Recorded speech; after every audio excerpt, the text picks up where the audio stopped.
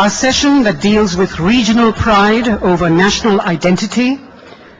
We have Mr. Rajdeep Sardesai, Editor-in-Chief, CNN, IBN and IBN7, to moderate and introduce our speaker for this session, Mr. Narendra Modi, the Chief Minister of Gujarat. Ladies and gentlemen.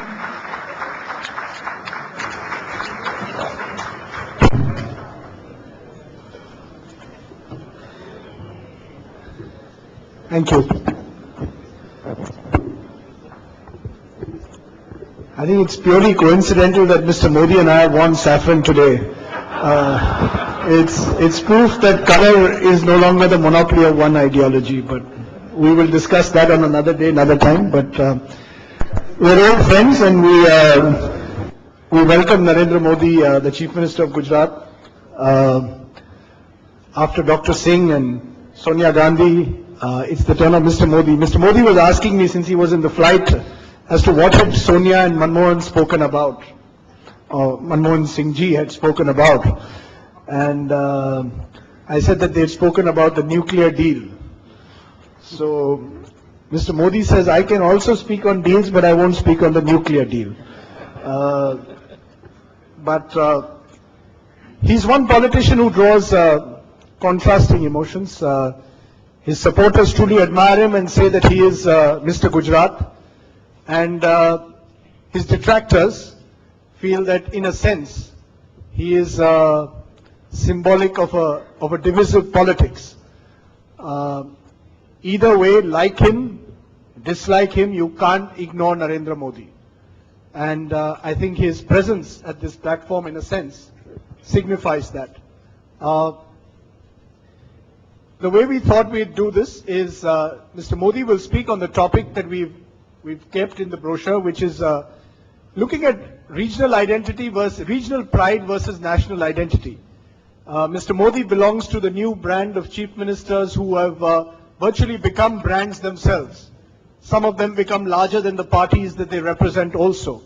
And their strength comes from the fact that they control important states of the country. He, in a sense, is therefore typical of a new breed of chief ministers who, and many believe that the power now comes from state capitals, and the future of India could well be decided in states and not at the center. So I'm going to open the floor to Mr. Modi to speak for about 10-15 minutes. He says his voice is not at its best. That happens when elections are around the corner. We'll give him 10-15 minutes, Mr. Modi, and then open up for questions. Mr. Narendra Modi, Chief Minister of Gujarat.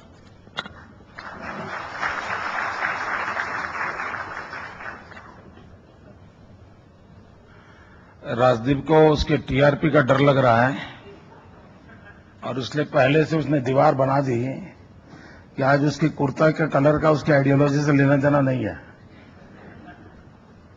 और इसलिए मैं भी उसको क्षमा कर देता हूं।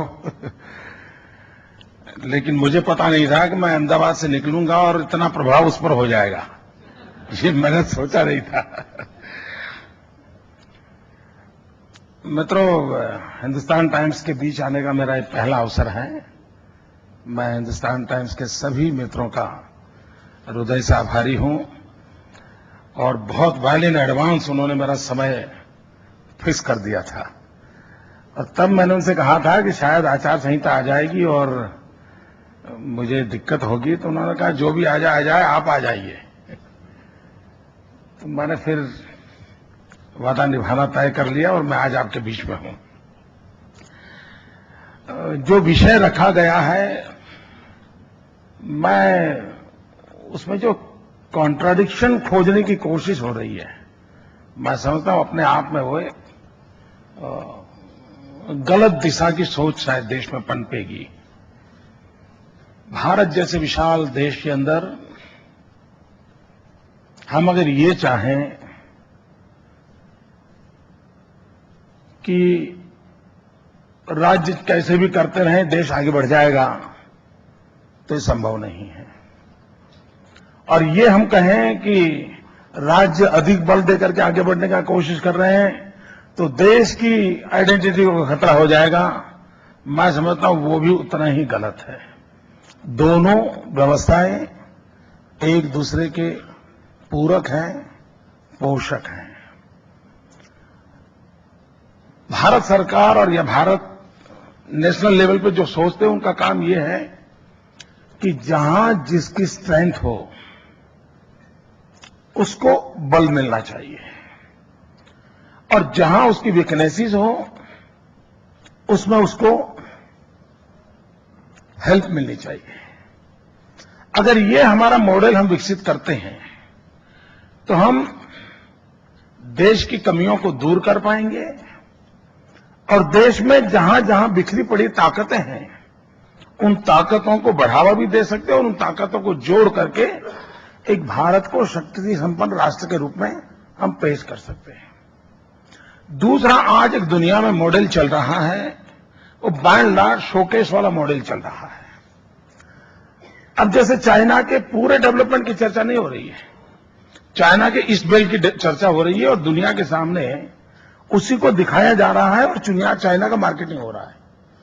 किसी समय न्यू दिल्ली एक मॉडल के रूप में हमारे देश में दिखाया जाता था, लेकिन वो एक अंग्रेज विरासत हमारे पास थी और दूसरा एक राजनीतिक व्यवस्था का सरकार के रूप में एक हिस्सा था जो जन सामान्य को प्रेरित नहीं करता था। दूसरा प्रयास किया गया मुंबई को फोकस करने का, लेकिन उसके अपने कंस्ट्रेंट्स थे अनेक प्रकार के। उसके कारण एक स्टेज आने के बाद हम रुक गए। ये बस एक है हिंदुस्तान की पहचान की चर्चा होगी थी, आज दुनिया में कहीं पर भी तो दिल्ली के बाद मुंबई की चर्चा होती होगी, लेकिन एक सम पॉइंट ऑफ टाइम वो वहां रुक गया। इसका मतलब इस मॉडल को जाने अनजाने स्वीकार तो किया गया है। अगर ये मॉडल को स्वीकार किया गया है तो क्यों न हम खुल करके इन शक्तियों को स्वीकार करें। और मैं मानता हूं तत्वतः उस बात को हमें स्वीकार करना चाहिए कि जिसका जहां पोटेंशियल है, अगर हैदराबाद और आंध्र को आईटी के माध्यम से दुनिया में हम शोकेस कर सकते हैं, हमने करना चाहिए। अगर बेंगलोर की नॉलेज कैपेसिटी को अगर हम स्ट्रेंथ मानते हैं तो हमने दुनिया के सामने जाना चाहिए। अगर गुजरात का डायमंड दुनिया में चमकता है तो उस डायमंड की भरपेट तारीफ करते हुए चलना चाहिए। जब तक हम इस रूप का स्वीकार नहीं कर सकते, देश एक फेडरल स्ट्रक्चर है, हम अच्छाइयों को, शक्तियों को न बढ़ावा दे पाएंगे न पहचान कर पाएंगे। दूसरी बात यह है कि समय की मांग है कि हम देश में एक हेल्दी कंपटीशन का एनवायरनमेंट क्रिएट करें। अब ये हेल्दी कंपटीशन का एनवायरनमेंट स्टेट और सेंटर के बीच आज संभव नहीं है, लेकिन विद इन स्टेट जरूर संभव है। उसके पैरामीटर बन सकते हैं, वेल इन एडवांस पैरामीटर्स की चर्चाएं हो सकती हैं। अदर देन गवर्नमेंट एफिलिएटेड जितने भी इंस्टीट्यूशंस हैं उसको लीड कर सकते हैं और हर एक को ध्यान में आएगा कि भाई इस क्षेत्र में देश यहां प्रगति कर रहा है, इस क्षेत्र में यहां कर रहा है, वहां से कुछ सीखा जा सकता है और वहां कुछ चीज ले जाई जा सकती है। और मैं समझता हूं इस मॉडल की ओर हमने जाना चाहिए। जहां तक विकास का सवाल है, मेरा ये मत जरूर है कि आजादी के समय देश में आजादी की जो ललक थी, आजादी के लिए हर नागरिक जिस प्रकार से जुटा था, अब आजादी का आंदोलन 1857 से 1857 से उसकी चर्चा तो हो रही है। व्यक्तिगत रूप से अनेक लोगों ने बलिदान दिए, बहुत कोशिश की देश को आजाद कराने के लिए। सैकड़ों लोग थे जो अंडमान निकोबार की जेलों में अपनी जिंदगी गुजार रहे थे, लेकिन महात्मा गांधी का सबसे बड़ा कंट्रीब्यूशन यह था कि उन्होंने आजादी को जन आंदोलन पर परिवर्तित किया। हर व्यक्ति को लगा कि मेरे इस कार्य से मैं आजादी में योगदान दे सकता हूं, आजादी के योगदान में। और यह सबसे बड़ा महात्मा गांधी का कंट्रीब्यूशन था, जिन्होंने देश के हर नागरिक को आजादी की ललक पैदा की, हर आदमी को जोड़ा। आजादी की जो ललक गांधी ने पैदा की थी, जो जन आंदोलन पैदा किया था, अच्छा होता देश आजाद होने के बाद विकास की वो ललक हम पैदा कर पाते हैं। डेवलपमेंट एक मूवमेंट बन जाती है, डेवलपमेंट को जन आंदोलन में परिवर्तित किया जाता। मैं वो व्यक्ति हूं जो गुजरात के गौरव की दिल ठोक करके बात करता हूं और मैं मानता हूं, मेरी सरकार ने जब कार्य प्रारंभ किया तो मैंने पहले ही दिन मेरा एक मंत्र कहा था, उस मंत्र को आज भी लेके मैं चलता हूं, भारत के विकास के लिए गुजरात का विकास। अल्टीमेट मेरी इच्छा यह है कि मेरा देश महान बने, लेकिन उसके लिए मेरा दायित्व है गुजरात। मुझे गुजरात में कुछ करके दिखाना चाहिए, मुझे देश को आगे ले जाने के लिए कंट्रीब्यूट करना चाहिए। मेरी देश के साथ कंपटीशन नहीं हो सकती है, लेकिन अगर मुझे ये भाव पैदा करना है कि मेरे देश के विकास के लिए मेरा राज्य कंट्रीब्यूट करे, ये भाव पैदा करना है, तो उस राज्य के विकास का एक माहौल खड़ा करना पड़ता है। मुझे गांधी सरदार की याद दिलानी पड़ती है। हमारे एंटरप्रेन्योर कैपेसिटी है, उसकी मेरे राज्य के लोगों को याद दिलानी पड़ती है। मुझे उनको कहना पड़ता है कि देखिए भाई, तुम्हारे अंदर ये दम है, तुम इस काम को कर सकते हो, चलो मेहनत करो। मित्रों, मैं अगर ये न करता तो क्या होता। मैं आपको उदाहरण देता हूं। गुजरात एक ऐसा प्रदेश है जहां 10 साल में 7 साल अकाल रहता था, आज भी रहता है। पिछले 5 साल का इतिहास छोड़ दें, 10 साल में 7 साल वाटर स्कैर्सिटी, और उसके कारण मेरे यहां रेगिस्तान बढ़ रहा था। मेरे यहां पूरा सौराष्ट्र एक प्रकार से एक्सोडस चल रहा था। कच्छ और सौराष्ट्र से लोग अपना गांव घर छोड़ करके सूरत और मुंबई के अंदर झुग्गी झोपड़ी में जिंदगी बसर करने के लिए मजबूर हो जाते थे। अब हमने एक मोमेंटम खड़ा किया, जल संचय के लिए एक अभियान चलाया, लोग भागीदारी को बल दिया और ये प्रेरणा जगाई। और आज परिणाम ये हुआ कि वाटर कंजर्वेशन के विषय में आज गुजरात देश के लिए एक मॉडल बना हुआ है। जो 10 साल में 7 साल वाटर स्कैर्सिटी का स्टेट था, चेक डैम, बोरीबंद, रिवर ग्रिड, रिचार्जिंग वेल्स, इतने सारे अभियान चलाए। आज एक एक बिंदु को बारिश के पानी को रोकने का प्रयास किया, और आज उसका परिणाम यह हुआ कि मेरे गुजरात के अंदर अच्छे से अच्छी बारिश जब होती थी, 16 नहीं वर्ष होता था, तब भी मेरी एग्रीकल्चर इनकम मैक्सिमम 9,000 करोड़ हुआ करती थी। दिस ईयर मेरी एग्रीकल्चर इनकम 34,000 करोड़ है विद इन 4 years। मित्रों, अगर वाटर अब ये मैं जन आंदोलन, जनता के दिमाग में ये भाव बढ़ता नहीं तो मैं नहीं मानता कि सरकार ये कर सकती थी। ये आप उनके अंदर एक प्राइड पैदा करना पड़ता है, एक गौरव की अनुभूति करानी है, और जब वो रिकॉग्नाइज होता है तो उसको आनंद होता है।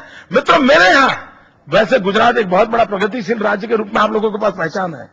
मित्रों, जिस दिन मैंने शपथ लिया और उसके बाद मेरी जो सेक्रेटरी लेवल की पहली मीटिंग थी, उस मीटिंग में मेरे एजुकेशन सेक्रेटरी ने जो रिपोर्टिंग किया, उसने कहा, साहब, गर्ल चाइल्ड एजुकेशन में गुजरात देश में 20 नंबर पर खड़ा है। And I was shock. मित्रों, उस रात में सो नहीं पाया था। क्या मेरे राज्य में यह स्थिति हो सकती है? मैंने जन आंदोलन खड़ा किया। हर बार 13, 14, 15 जून, जबकि मेरे राज्य में 45 डिग्री टेम्परेचर होता है, जून महीने में आमतौर मेरे यहां अफसरों को शिमला, कुल्लू, मनाली, स्विट्जरलैंड जाने की आदत बनी हुई थी। राजनेताओं को भी वहां जाने की आदत बनी थी। मैंने तय किया, मैं 13, 14, 15 जून 3 दिन राज्य में जहां कम से कम एजुकेशन है, उस गांव में जाके मैं रहूंगा। 45 डिग्री टेम्परेचर होगा तब भी रहूंगा। और स्थिति ये बनी मित्रों कि मेरी पूरी सरकार गांव जाने लगी, आईएएस अफसर जाने लगे, आईपीएस अफसर जाने लगे। 3 दिन करीब 750 की मेरी टॉप टीम गांव में रहने लगी। और आज मेरे यहां 100% एनरोलमेंट में हम सक्सेस हुए। मेरा ड्रॉप आउट 49% था, it has come down to 3%।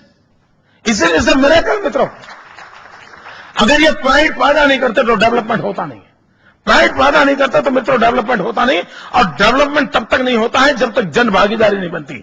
जन भागीदारी तब तक नहीं बनती है जब तक उसका इमोशनल अटैचमेंट ना हो। सिर्फ मियर फाइनेंशियल गेन के लिए जन भागीदारी बनती नहीं है, उसका एक इमोशनल अटैचमेंट होना चाहिए। और इमोशनल अटैचमेंट के लिए उसको दिखना चाहिए कि हां ये बदल आया। मैं इन जनरल तो देशभक्ति की चर्चा करूं, भारत माता बोलूं, लेकिन मैं हर ट्रेन के डिब्बे में पान खाकर के थूकता रहता हूं। लेकिन मैं भारत माता के स्वरूप को समझूं तो फिर मैं उसमें बदलाव लाऊंगा।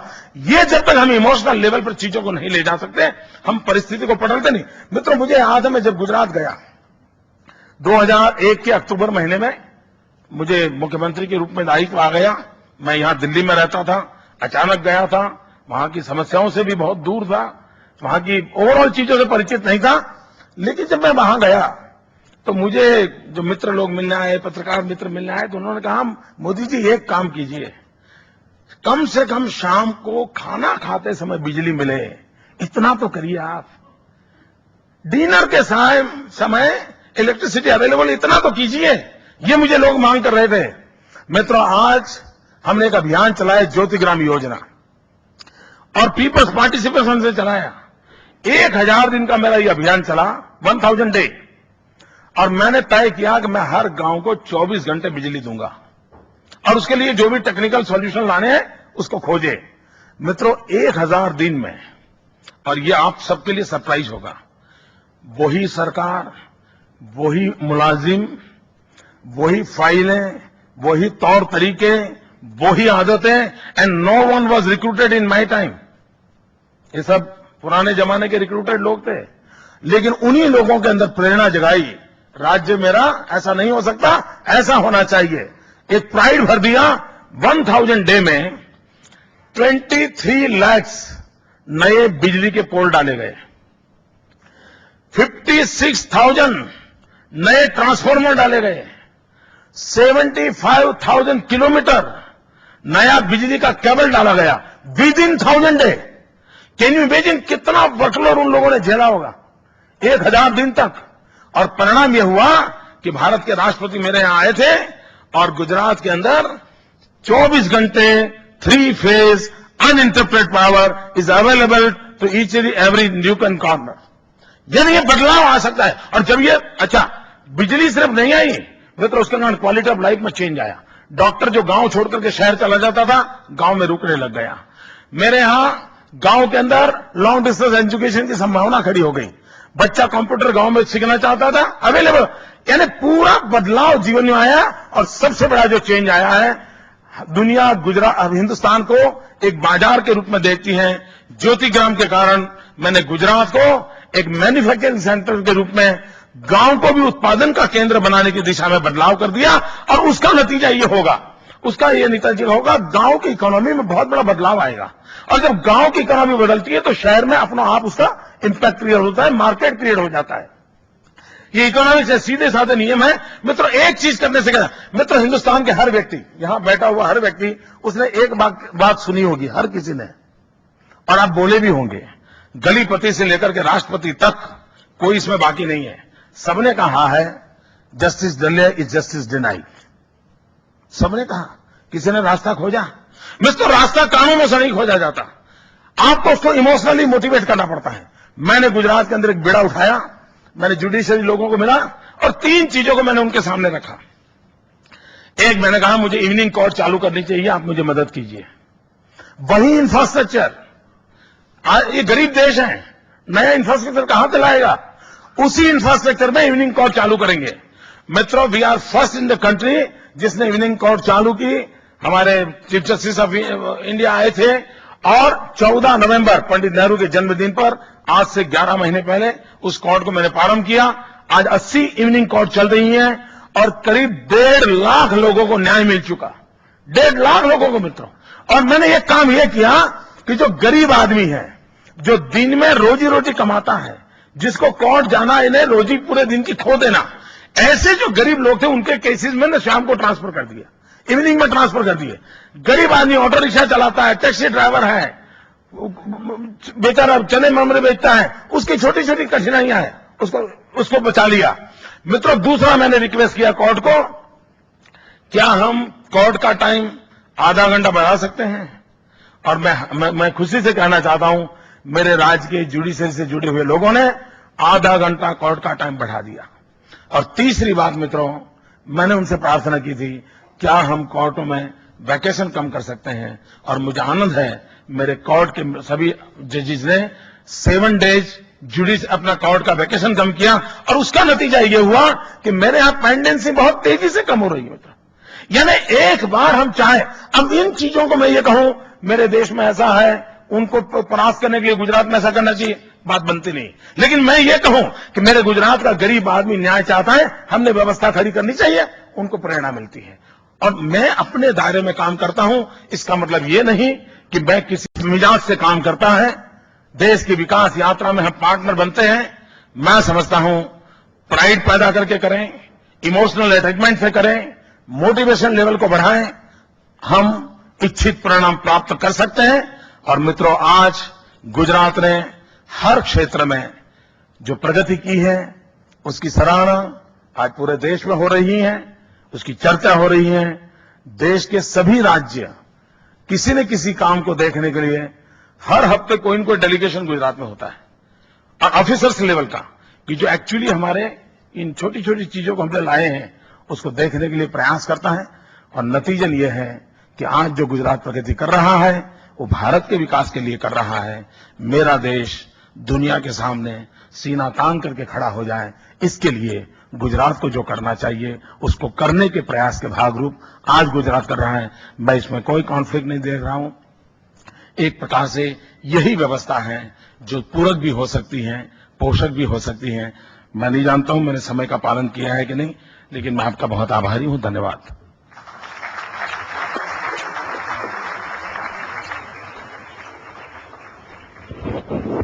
Okay. Should we make this a journalistic conversation, ideological conversation, or political conversation? But I think Mr. Narendra Modi has set the ground rules, really spoken on the topic itself, which is regional identity and national pride in a sense, and suggested that they aren't necessarily in conflict. Before we open it up, Modi ji, I just want to ask you one small thing. Had you come to the first Hindustan Times Summit in 2002, had you come, अगर आप आते उसमें 2003 में, तो मैं इतना ही आपसे पूछना चाहता हूं, और इसके बाद मैं ये सवाल नहीं पूछूंगा कि would you have made a similar speech? तब आप क्या गोधरा, आतंकवाद, मियां मुशर्रफ के बारे में बात करते? आज आपने बात की है गांधी, विकास यात्रा, गुजरात के डेवलपमेंट में, पानी के बारे में बात की है। क्या नरेंद्र मोदी बदल गए हैं? क्या गुजरात में स्थिति बदल गई है? क्या दुनिया बदल गई है? कपड़ों से तो लगता है राजदीप बदल गया है।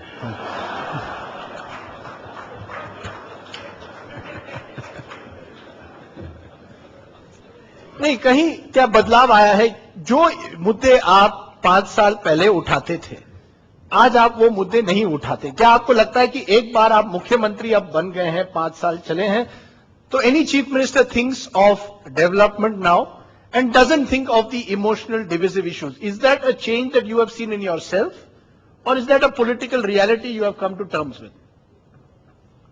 हो सकता है कि जिन लोगों ने इस प्रकार की आलोचनाएं की हैं उनमें अभी वो हिम्मत नहीं आई होगी मेरे सत्य स्वरूप को स्वीकारने की। हो सकता है they will have to wait for 5 years, और मैं इंतजार करूंगा। There are a lot of English speaking people in the audience who perhaps don't understand what you've said, so I'm going to try and translate from time to time, but I want to persist for just this moment that there is a media perception, particularly English language media, which you often attack and target, who called you for years the hero of hatred, Hindutva hero. Today you're seeing, even in the Hindustan Times, I think, I don't know if Veer will permit me to use it, but he even suggested in paper that, he almost called you a mass murderer. You did, okay. Now, how do you respond to those people today? How do you respond to those who for years called you hero of hatred, mass murderer? जिन लोगों ने मेरे लिए जो कुछ भी कहा है, मैं उन सब मित्रों को प्रणाम करता हूं, मैं बड़ा आदर करता हूं, और मैं ईश्वर से प्रार्थना करता हूं कि उन लोगों के प्रति मेरी दोस्ती बरकरार करने की मुझे ताकत दे, बहुत अच्छी दोस्ती बनी रहे, और मैं मानता हूं कि समय आने पर सत्य हर को समझने की कोशिश करेगा। Let me just once more try before I open it. Mr. Modi, do you fear, while you talk about this agenda, you're going around the world, you achieved enormous popularity, I see in the newspapers in China itself, from the kind of speeches you made focusing on the development of the state. Your past will haunt you. Are you worried about that? Would you like, before this gathering, once and for all to clarify so that it doesn't arise both for Veer and others? Do you regret what happened in 2002? Do you believe that the time has come to move on beyond it? मेरी गुजरात की जनता को मैंने न्याय करने का उनको सुपुर्द किया है, और उससे बड़ा कोई नहीं है। उसने एक बार न्याय किया, दोबारा भी करें, आप आकर के आइए, एजेंडा सेट कीजिए। ये पूरे ऑडियंस को मैं गुजरात में निमंत्रण देता हूं। राजदीप सरदेसाई की जो एजेंडा है उसको आप बल दीजिए, वहां मेहनत कीजिए मेरे गुजरात, क्योंकि मेरे वो भगवान है। मैं उनको जवाबदेह हूं और मैं उनको जवाब देता रहता हूं, और मैं दोबारा जाऊंगा मैदान में। आप आइए, सब लोग आइए, निमंत्रण है। So do you believe Modi ji, as a politician, as chief minister, ultimately your vision of Gujarat will be defined by the people of the state? If you keep winning elections, then you believe you are doing the right thing. Is it about morality or is it about winning elections? If you win an election, everything is fine. ये आपको तय करना है कि आप जनता के निर्णय को स्वीकार करते हैं या अपने पुराने विचारों को पकड़ के रखते हैं, वो आप पर निर्भर करता है। मेरे लिए जहां तक सवाल है, नरेंद्र मोदी के लिए, मेरे लिए जनता फाइनल है। Janta final. But that is every individual of Gujarat. Let us say even 10% of Gujarat has a problem with the persona of Narendra Modi. Do you think it's the responsibility not just of you, of any chief minister, to reach out to that 10% also and say, look, my agenda is about development. My agenda is about water scarcity. My agenda is not about communal politics. I am sorry about 2002. जिस प्रकार से Hindustan times ने जो विषय तय किया है और जिसके लिए मुझे बुलाया गया है, उससे बाहर जाकर के कोई एक व्यक्ति जिसको एंकर बनने का अवसर मिल गया है, वो अपना एजेंडा थोपने की कोशिश करे।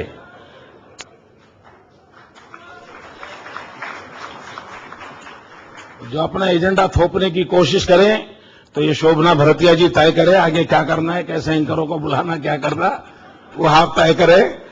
कैसे वक्ताओं को बुला रहे आप तय कर लीजिए, और CNN IBN आपका पार्टनर है, तो आप दोनों मिलकर के तय कर लीजिए। मेरा भाग्य मेरे गुजरात की जनता तय करेगी।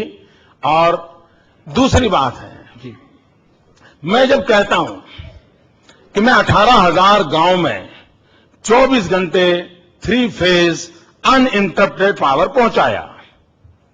अब आपको उसमें 90% 10% खोजने का, वो कौन सी विकृतियां आपके भीतर घुस गई है कि जो पूर्ण नहीं देख सकती हैं, वो कौन सी नेगेटिव चीजों ने आपके अंदर घर कर गया है जो देश को तबाही की ओर ले जा रहा है। अगर मैं साबरमती के अंदर नर्मदा का पानी पहुंचाता हूं और साबरमती में नर्मदा का पानी पहुंचाने के कारण मेरे अहमदाबाद शहर के फ्लोराइड कंटेंट कम होता है और एक अच्छा पानी मेरे अहमदाबाद के नागरिकों को मिलता है, तो ये क्या जरूरत है कि कितने परसेंटेज को क्या मिलता है और कितने परसेंटेज को क्या पूरे शहर को मिलता है। ये अगर मैं भाषा बोलता हूं तो आपको परेशानी क्यों हो रही है, ये निर्णय आपको करना होगा। आपने अपने आप में वो दम होना चाहिए उन विकृतियों से बाहर आने का। और मैं मानता हूं आप देश को इन विकृतियों के अंदर कितने साल तक जकड़ के रख पाओगे, नहीं जकड़ के रख पा सकते हो। So Narendra ji, Modi ji, are you saying India has moved now beyond the politics of negativism? I think you've raised an important point. You're suggesting that there is no space for negativism, whether in the media or outside. Do you believe now that the time has come to look beyond negativism? मैं देश को सलाह देने की क्षमता नहीं रखता हूं। मैं बहुत छोटा कार्य करता हूं। मैं जहां हूं, मैं जो कर रहा हूं, मैं रिपोर्ट कर सकता हूं कि मैं ये कर रहा हूं। मैं देश को सलाह नहीं दे सकता हूं। Okay, let's open that to the audience. I think Mr. Modi has raised several valid points. I think it's important to recognize that on several criteria today, Gujarat is, particularly on various development indices, way ahead of other states. So what is it about the Narendra Modi mantra for politics that is working perhaps in Gujarat? Certainly opinion polls, he mentioned CNN, IBN, our poll showed that if elections were held today, he'd be doing very well. What is it about people that he's able to reach out to, even though he may have his critics? So let's try and understand the Narendra Modi persona. Yes, Ashwini. देखिए, in democracy, criticism is welcome, but there is no. I am against the allegations. Criticism is welcome, और criticism नहीं है तो democracy चल ही नहीं सकती भैया। और कोई दावा नहीं कर सकता कि मैं पूर्ण हूं, कोई दावा नहीं कर सकता। Criticism is always welcome, और डेमोक्रेसी में criticism must be there. लेकिन allegations I don't understand. Have you learned, sir, from that criticism? Do you believe you've changed? मैं राजदीप खुद देखिए, और अगर कोई बात ध्यान में आती है तो पंजाब केसरी 10 हफ्ते तक सच्चाई को करता रहे। अब आइए मैं आपका अखबार बांटूंगा। यस सोहेल। आपने ये कहा कि डेवलपमेंट के बारे में जो सही कहा, द टॉपिक, और मैं तो मेरी इतनी खासियत भी नहीं है कि मैं एंकर बन पाऊं कभी भी। टॉपिक इस समिट का है imagine the India that can be, और आपके पूरे स्पीच में आपने कभी भी रिलीजन का नाम नहीं लिया या हिंदुत्व का नाम नहीं लिया। तो क्या हम अब ये कह सकते हैं कि आगे जाके ना भाजपा, ना कांग्रेस, ना कोई भी पार्टी हो, उन्हें सिर्फ डेवलपमेंट पे फोकस करना होगा क्योंकि और कुछ नहीं रेलेवेंट है? क्योंकि जो अभी भी ताकतें हैं जो कह रही हैं कि भाई रिलीजन, धर्म, हिंदुत्व, वो सब क्या आप समझते हैं कि आगे जाके इस भारत में इररिलेवेंट होगा और इररिलेवेंट हो गया है? अगर गांधी राम राज्य की बात करते थे, और मुझे आज भी लगता है कि गांधी आज भी रिलेवेंट है, और मुझे वो दोनों बातें रिलेवेंट लगती हैं।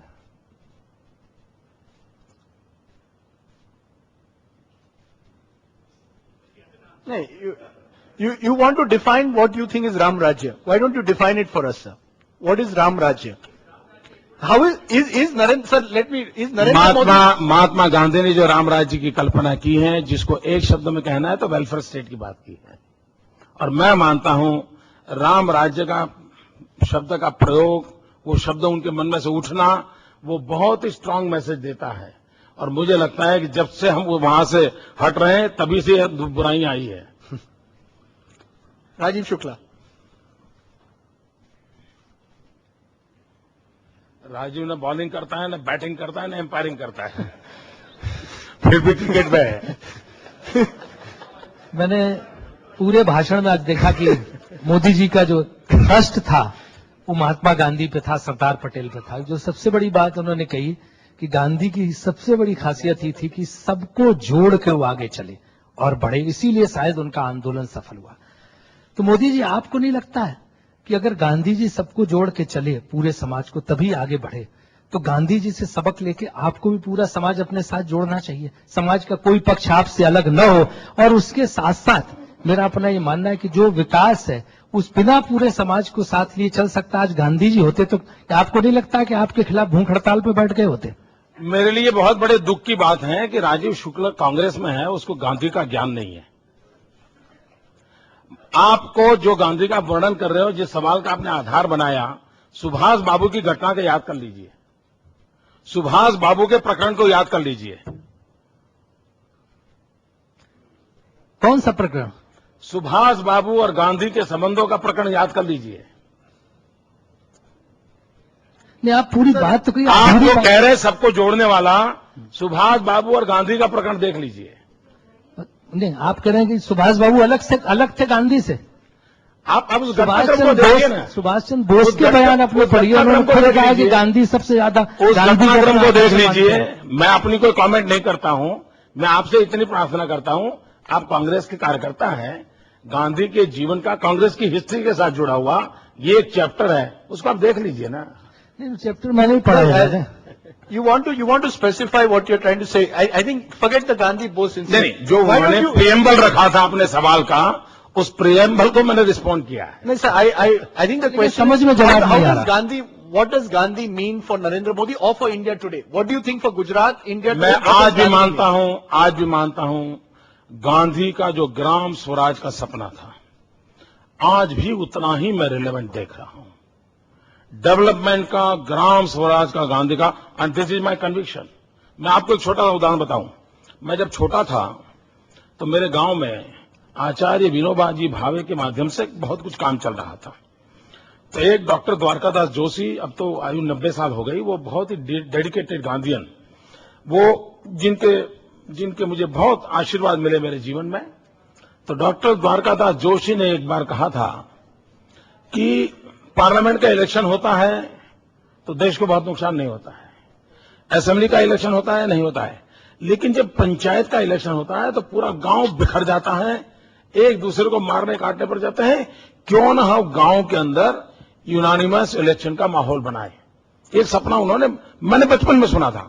मित्रों, जब मैं चुनाव ये मैं मुख्यमंत्री बना 7 अक्टूबर को, 11 अक्टूबर को जयप्रकाश नारायण जी का जन्मदिन था, 2001 की बात करता हूं, और उसी समय मेरे यहां 11,000 पंचायतों के चुनाव ड्यू थे। तो उस दिन मैंने एक स्कीम घोषणा की थी कि जो गांव यूनानिमस से अपना इलेक्शन तय करेगा, गांव मिल करके करेगा, उनको मैं 1 लाख रुपया डेवलपमेंट राशि दूंगा। And I am happy to announce, आज मेरे राज्य में 45% एरिया ऐसे हैं कि जहां पर यूनानिमस इलेक्शन हुए और उसके कारण जो बॉडी बनी है वो बहुमत को नहीं पूरे गांव को वफादार रहती है, और उसका परिणाम ये हुआ है कि आज गांव के डेवलपमेंट में एक यूनानिमस एनवायरमेंट क्रिएट हुआ है। अब ये मूलतः गांधी का विचार है, मूलतः गांधी का विचार है। Okay. Yes, yes, Madhu Trian, yes. Thank you. I am Sunil Gupta. मैं क्वेश्चन सोनिया गांधी से पूछना चाहता था, लेकिन वीर सांघवी ने कहा फेमस नहीं है तो आप नहीं पूछ सकते, खाली फेमस लोग क्वेश्चन पूछ सकते हैं। I really felt very bad. अब ये सवाल सबके लिए है कि मैडम ने भी कहा कि जो प्रेसिडेंट लिया है वो हमें बड़ी खुशी है, एक वुमेन प्रेसिडेंट आया है, but why do we still now base our politics on religion, caste and gender, why not on ability? He's saying why do we base politics even today on caste, gender, religion, not on ability? Why it is she so happy with a woman president? Why not with the ability? मैं क्या जवाब दूंगा? मैं in general, मतलब in general, देखिए, मैं एक ऐसे परिवार में पैदा हूं जिसकी कोई कास्ट नहीं है। मैं ऐसा परिवार में पैदा हुआ हूं कि जहां मेरे फैमिली में कोई पॉलिटिक्स में नहीं है। मैं ही एक एक्सेप्शनल केस हूं बहुत बड़ा कि जिसकी न कोई जाति है, न बिरादरी है, कुछ नहीं है साहब। एक गांव के अंदर बहुत ही मामूली परिवार में पैदा हुआ हूं और मेरे घर में कोई ग्रेजुएट नहीं है। ऐसे परिवार से आया हूं भाई। Sir, maybe you can take that point. Imagine the India that can be. Do you believe this is one of the major conflicts of India? Between those who have come from rural India, perhaps had not had the same access to education, and another India, which has ruled India for much of the last 60 years. Is that the fundamental tension you see in Indian politics? आप जैसे नेता आ रहे हैं, दूसरे भी नेता हैं जो कई सालों के से रहे हैं, जिनकी फैमिली सरनेम होगी. You see a conflict between those two leaders in the future? देखिए, मैं समझता हूं ये बड़ा एकेडमिक टाइप ऑफ क्वेश्चन है। अब जैसे अरविंद के जीवन को कोई देखें, श्री अरविंद के, तो वो सारे पैरामीटर बैठते हैं कि वो कभी इस देश को प्रेम कर ही नहीं सकते थे। उनकी पढ़ाई लिखाई जीवन, लेकिन वो अरविंद थे जिन्होंने देश के लिए अपने आप को खपा दिया, अपने आप को खपा दिया। इसलिए हम इसको बहुत स्पेसिफिक किसी चौखट में फिट नहीं कर सकते इस बात को। लेकिन ये जरूर है, और ये कहना कि कोई शहर में पला है, अंग्रेजियत में पला है, तो उसको इस देश के प्रति प्रेम नहीं होगा और कोई लेना देना नहीं होगा, मैं समझता हूं ऐसा आरोप लगाना उचित नहीं होगा। और इसलिए ऐसी विवादास्पद चीजों को पनपवाना नहीं, ये अगर हम संयम बरतें तो हम कुल मिलाकर के देश को साथ ले सकते हैं। I only ask this because you often attack the English speaking media and you often seem to suggest that we are... पहली बात ये है, ये राजदीप ने दोबारा कहा तो मैं कहता हूं, मैंने आपके खिलाफ कुछ कहा हो, यानी इस मीडिया के संबंध में, आप कोई कोर्ट मेरा ले आइए, मैं जरूर इस बात को पब्लिकली आप जो कहें वो मैं कहूंगा। मैं उसके कंटेंट के संबंध में जरूर कहा होगा, कंटेंट के संबंध में मैंने कहा होगा, और वो अगर मेरा राइट नहीं है तो फिर तो डेमोक्रेसी की बात करने का आपका अधिकार कैसे बनेगा? Just time for two last questions. Madhu Trian, one and one more. Yes. And we'll get some this side. Yeah. Yes. इन सारे सवालों में एक बैकग्राउंड म्यूजिक जैसे चल रहा है, all sort of circling around 2002. आप भारत को जब का भविष्य देखते हैं, do you imagine an India that is purely Hindu? Is there a place for Muslims in India in the future? ये सवाल उन लोगों की समस्या है कि जो हिंदू और हिंदुत्व को जानते नहीं है। अब देखिए, हिंदुत्व की फिलॉसफी क्या है? वो कहता है एकम सत्य विप्राह बहुधा वदंती। सत्य एक है, उसको जानने जताने के रास्ते अलग अलग हो सकते हैं। दुनिया में अकेला हिंदू ऐसा कहता है कि गॉड इज वन। कभी हिंदू ये नहीं कहता। बुक है, इजराइल का ऑफिशियल बुक है, उसने ये कहा है कि कोई ये न समझे कि हमें सिर्फ जर्मनी में हम पर अत्याचार हुए थे। 2500 साल में हम दुनिया में जहां जहां गए, हर जाति ने हर कहीं किसी मौके पर हम पर जुल्म किया था, कम अधिक मात्रा में। लेकिन अगर कोई दुनिया में अपवाद था, अकेला हिंदुस्तान था जहां पर हमें 2500 साल के इतिहास में कोई कष्ट नहीं हुआ। हिंदुस्तान ऐसा है, जब पारसी हिंदुस्तान में आए तब गुजरात के किनारे पर राजाओं बसते थे। वो जब आए और उन्होंने एक रिक्वेस्ट किया कि हम आए हैं लेकिन हमारा रिलीजियस बिलीफ ये है कि जब जो हम अग्नि लाए हैं उस अग्नि को जब हम रखेंगे तो उसकी 50 किलोमीटर की रेंज में नॉन ईरानी कोई आना नहीं चाहिए।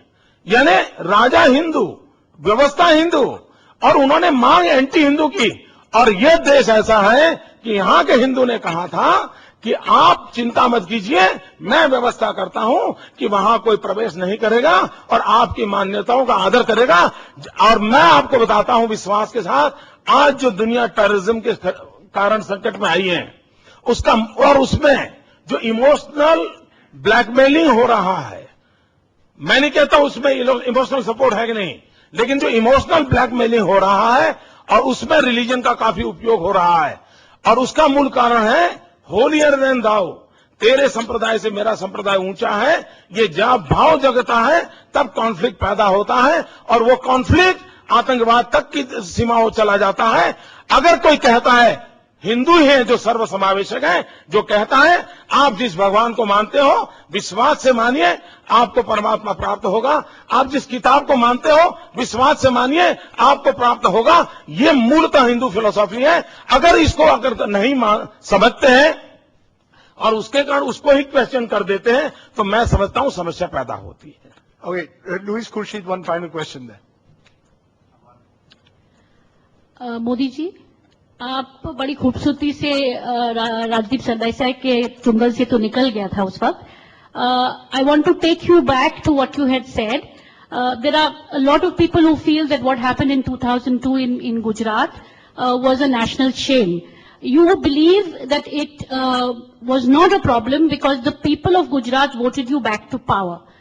मैं आपसे ये पूछना चाहते हैं कि 100% में से 100% में से कितने लोगों ने आपको आपके पार्टी को कितने प्रतिशत वोट हासिल आपने किया, ताकि ये समझ लो कि how many people were part of your Gujarati pride and how many people were not. No, what's your question, ma'am? My question is, what percentage of the people of Gujarat voted for your party when you returned?